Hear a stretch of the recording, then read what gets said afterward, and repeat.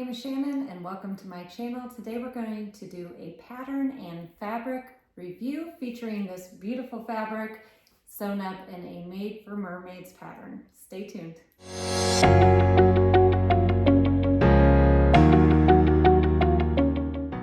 I recently sewed up 3 versions of the brand new Persephone pattern from Made for Mermaids, and I wanted to tell you a little bit about my thoughts and also go into detail about the fabrics that I used, especially the one here, and do a fabric review of this beautiful Minerva fabric. So what is the Persephone dress pattern? Well, it's a beautiful dress designed for woven fabric, but don't let that scare you right there. This is very easy to fit, and I'm going to talk about how I made some fit adjustments and what you can do as well. If you are brand new to sewing wovens, this would be one that I would recommend because it has some forgiving features that we'll talk about. So it's this beautiful tie-back dress that, as you can see, has an elastic waist in the back. It features 2 different shoulder options for these straps. You can either do the plain strap or you can do the ruffle strap like you see here in this version. There are also a couple different dress lengths. You can choose to do a vintage length, which is kind of a shorter mini dress in the youth. You can do a regular dress length or a mini skirt in the adult, and you can also add a ruffle to the adult or to the youth versions and create a midi dress length. There's also some hacks on the Made for Mermaid blogs of different things that you can do, including a maxi dress option that I think is absolutely gorgeous. So let's talk a little bit about this pattern. First of all, did it look like the pattern envelope or the listing in this case, since this is a PDF pattern? Yes, it did. I was a tester for the Made for Mermaids pattern. My very first dress in the test version was this blue one, and it turned out amazing. I had very few tweaks to get it to my liking, and I'm going to tell you about what those fit differences are. Woven pattern, usually it can be difficult to fit it and get a great fit to your body, but this one is made very easy because it does feature princess seams here through the bust line. So for both this dress and the bright blue dress that I made, I went ahead and I took in through the bust. To do that, I just simply tried it on before my lining was attached and noticed where it was fitting me and where it was a little bit too big. I took in about 3/8 of an inch, all the way from about the apex all the way down to the waist, and I found that the fit was great after that. The second area that I personally needed some tweaking on was the strap length. So in this pattern, it's easy to have your straps stretch if you cut it with the grain and there's too much give. So make sure that you follow the pattern instructions that talk about the direction that you should cut your straps. And then you'll want to measure your straps and make sure that they didn't stretch out too much during sewing. And to do this, you can just lay it right next to the strap pattern piece and make sure that there's not extra fabric. And then third, what you want to do is when you attach it to the front here and the back, you're just going to use a basting stitch. And when you go ahead and try it on, you can really get an idea of whether or not the straps are short enough and also if they're in the right place. I would recommend that you try this on wearing the bra that you plan to use while wearing the dress. And the reason I say that is this was designed so that you could still wear a bra with the pattern and hopefully not have it show. So if you align your straps to where that bra hits you, you can make sure that it covers the strap. And then on the back, there's actually an entire video on Made for Mermaids Instagram about how you can tie the back bow to make sure that you're covering your bra and it's staying secure. And Megan went ahead and put together a little video there. I'll link it below so that you can check out how you can hide that bra strap when wearing the tie back version and the bow back version. There wasn't much else when it came to fitting other than the elastic waistband, and simply that's trying it on, and if it needs to be tighter, taking it in a little bit. Michelle goes ahead in the pattern and tells you how you can customize the elastic for your particular size and gives you the calculations for that, or you can use what's in the pattern listed and go from there and make small changes. Overall, it fit great. Other than those few small adjustments, I didn't have any issues. I went ahead and I cut out the pattern according to my bust size, and then I did go ahead and grade for my waist and my hips. I am in 3 different sizes for Made for Mermaids according to my measurements currently, so make sure that you're grading as well to get the best fit. Some of the features that I like about this pattern are that it does come with pockets. Pockets are great, but just know they do add a little bit of bulk at the hip area. So if you're somebody like me who doesn't really like the extra bulk in the hip area, make sure that whatever fabric you're using is a little bit drapier and isn't going to really stick out and add that extra bulk there. Another feature I like about this pattern is this elastic waist back. This allows you to have a little bit of freedom and flexibility while you're wearing the dress and comfort, but it also allows for a little bit of wiggle room when it comes to getting the fit. Like many women, we fluctuate a lot from day to day and throughout the day. So I found while wearing this was actually quite comfortable, and I'm glad that I had that extra wiggle room in either direction. I went ahead and I added top stitching down the middle of my 1-inch elastic back.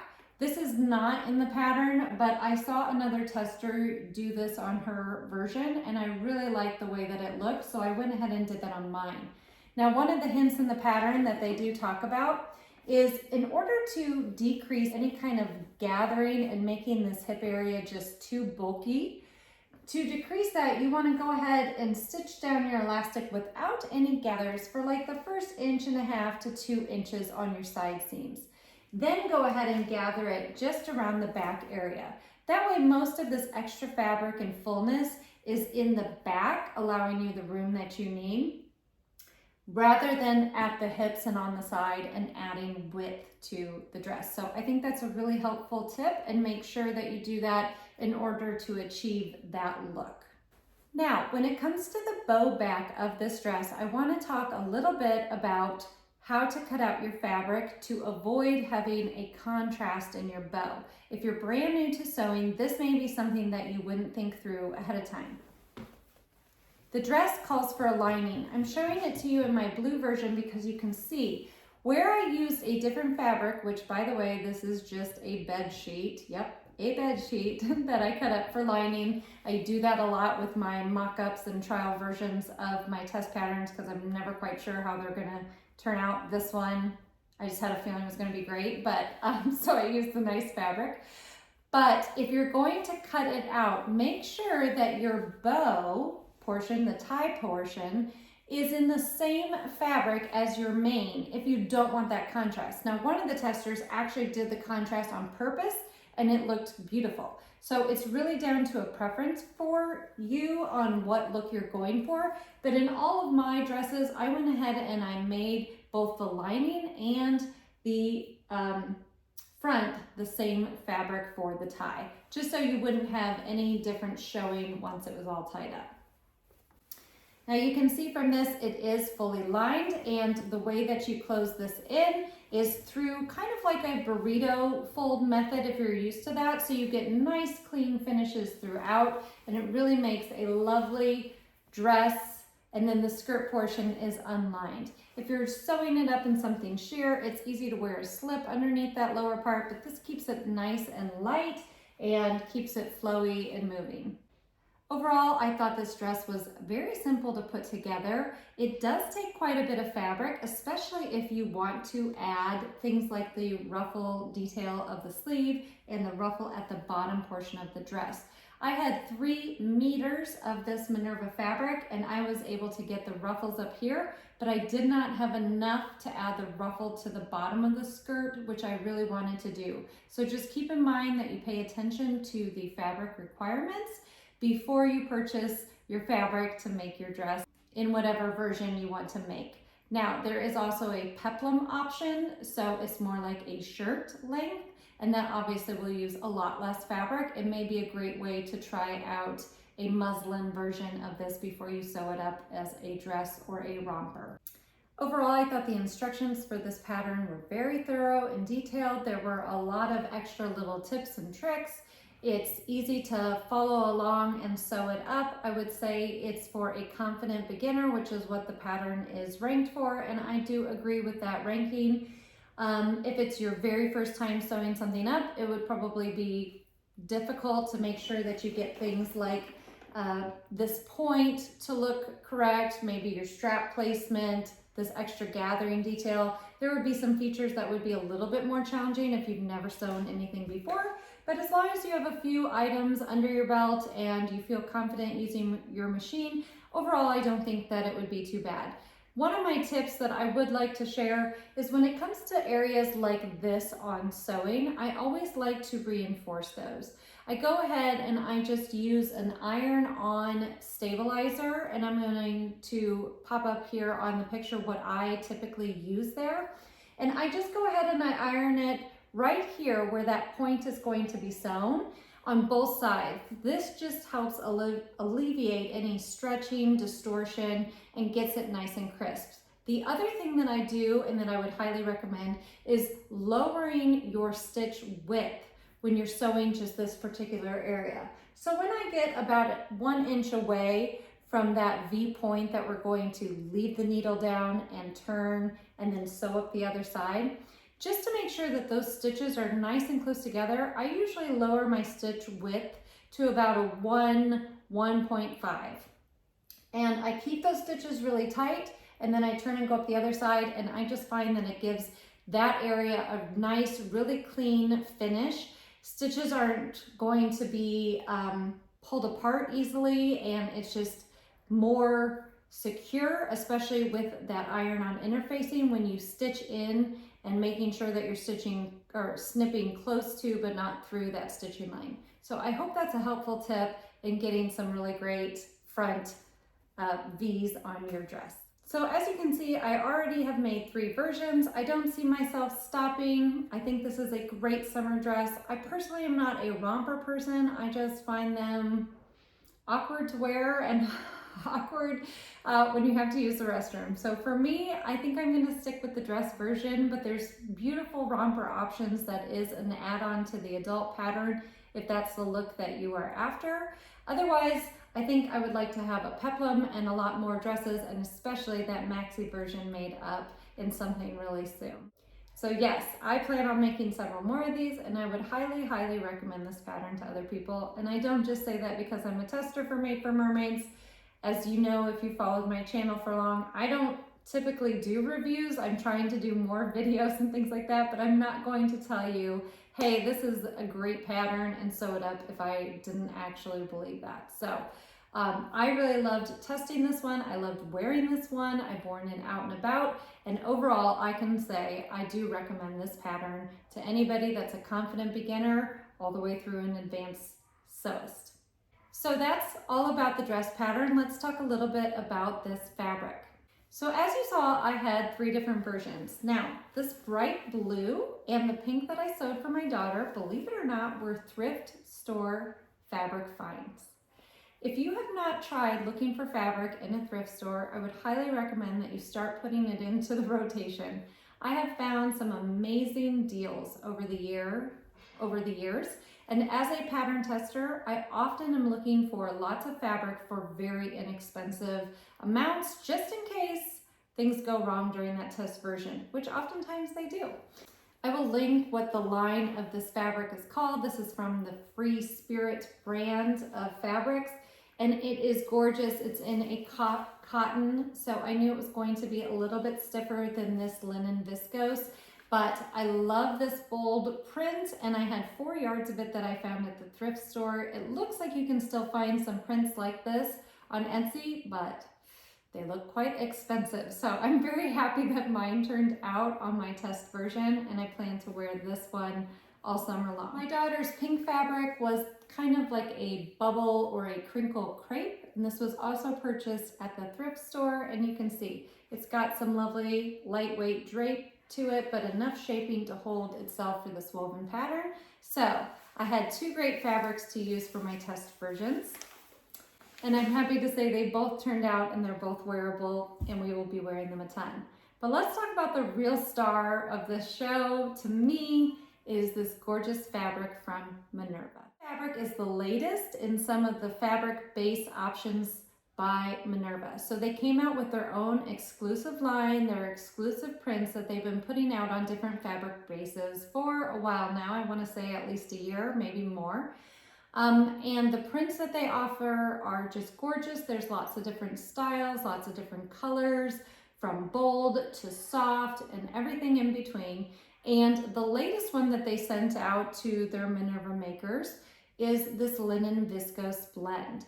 So this dress, believe it or not, has been worn for several hours, and then it was kind of stuffed into my closet. It was hanging, but I just kind of stuffed it into all of my dresses. And as you can see, for a linen, this does not have very many wrinkles. So one thing that I really love about the blends, and especially this viscose blend, is that it does not wrinkle and crease nearly as bad as a true linen, 100% linen fabric would do.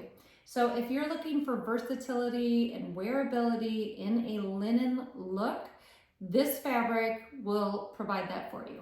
The other reason that I selected this one is I am a soft autumn when it comes to my color palette, and I really liked this soft muted colors that are in this watercolor floral print. So there are some bold choices in here, like the darker black. That's not necessarily in my palette, but because it's not the main color, I thought that it would still work well for a softer look. I really love this base. It's kind of like a muted teal, I guess I would say. And then the colors that are in this range from white to peach to tan. There's even hints of green. There's blue, black, even down here some vibrant, closer to like an orange, if you can see that. So it is gorgeous fabric. It's super comfortable to wear. It washes and sews great. I didn't have any issue with this fabric.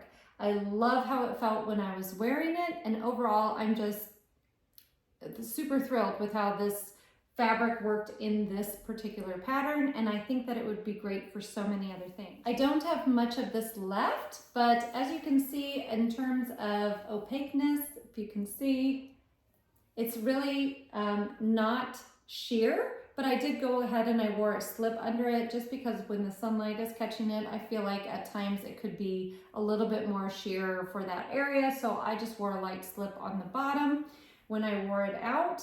But it's got this just beautiful drape to it. It's nice and soft to the touch to wear. And I think it would make many lovely things, from blouses to skirts to even like a wide leg pant in this would be great. Dresses, rompers, you name it. The only thing I don't think it would work for, obviously, are things that need a heavy structured fabric, coat. You could do kind of like a light jacket if it was more of like a button-up type shirt, but I wouldn't make anything structured like a blazer or anything like that. This is not the right fabric base for those types of projects.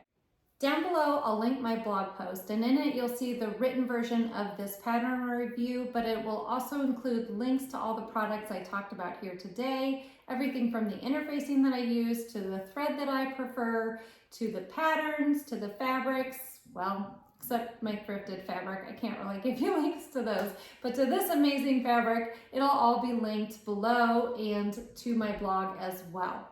I hope that you enjoyed this look at this gorgeous new pattern release from Made for Mermaids, the Persephone dress, and this lovely fabric that Minerva currently has available on their website.